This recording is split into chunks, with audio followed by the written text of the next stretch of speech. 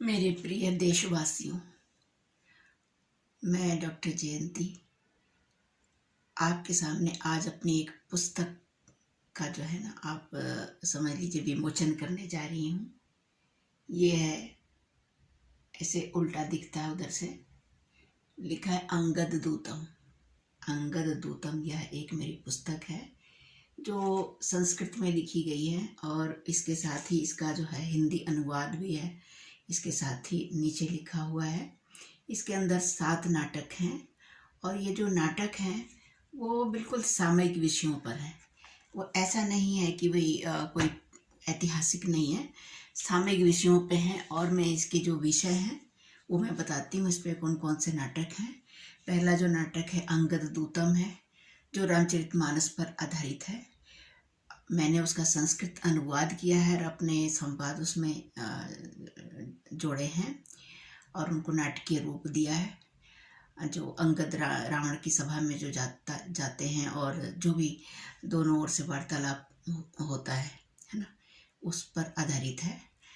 मेरा इसी में दूसरा नाटक है मोदी शरणम गच्छामि और ये एक बहुत ही मज़ेदार नाटक है जिसमें कोई एक व्यक्ति जो है, बहुत विशिष्ट व्यक्ति जो है, स्वप्न देखता है और उसमें आगे चल के जो है क्या होता है ये सब इसमें बताया गया है। मोदी शरणम गच्छामि है ना, पूरे जीवन वह मतलब मोदी जी की काट करता है, लेकिन वो एक ऐसा स्वप्न देखता है और एक ऐसे लोक में पहुंच जाता है कि फिर वहाँ पे उसको बहुत पश्चाताप होता है और अंत में जो है उसकी नींद खुलती है। फिर वो ये कहता है कि जो है मोदी शरणम गच्छामि, धम्मम शरणम गच्छामि, ऐसे कहता है। इस तरह का ये नाटक है।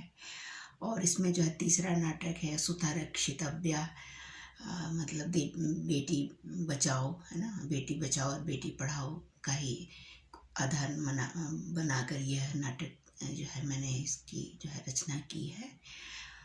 और इसका चौथा नाटक है ननु कस्य सुतोयम। बहुत हम देखते हैं कि जो बच्चे जो अगर बिगड़ जाते हैं तो पिता कहते हैं कि जो है ये तुमने बिगाड़ा है, मतलब अपनी पत्नी को।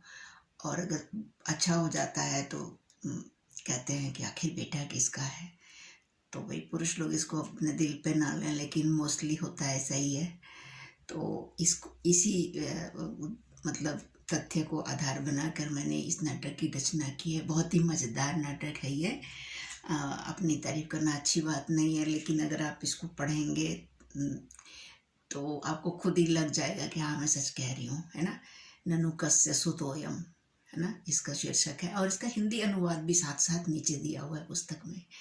इसके बाद आजकल जो मोबाइल का लीड जो कान में लगा के रखते हैं और मतलब एक छोटे पोस्ट पर काम करने वाले से लेके एक अधिकारी तक, है ना, उसकी वजह से जो परेशानियां होती हैं ना, और जो घर से लेके और बाहर तक जो समस्याएं आसपास के लोगों को होती हैं, संबद्ध लोगों को होती हैं, है ना, उसको ही आधार बनाकर यह एक नाटक है। और यह भी मतलब सबको पसंद आने वाला नाटक है।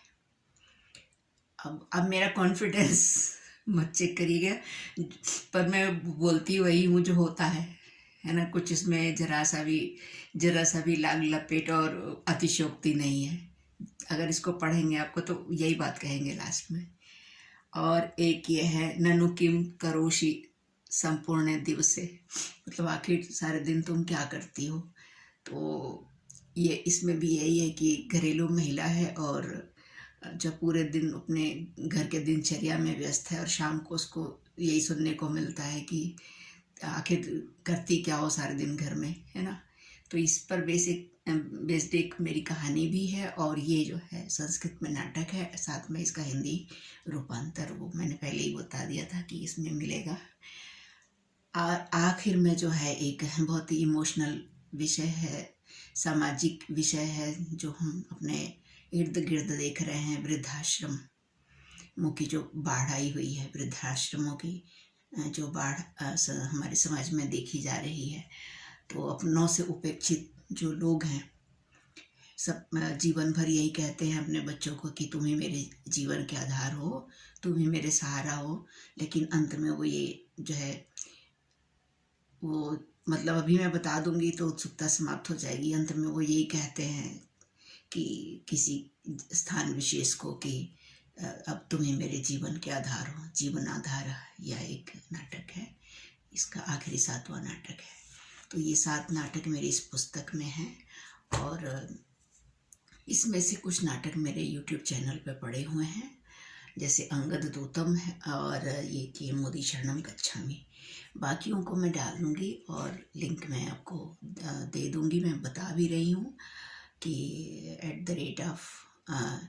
@जया लिटरेचर 5776 पर आप जाएंगे तो मेरे जो है मेरी वहाँ पे अपनी रचनाएं और कुछ प्रमुख लेखकों की कहानियों को भी मैंने आवाज़ दी है अपनी।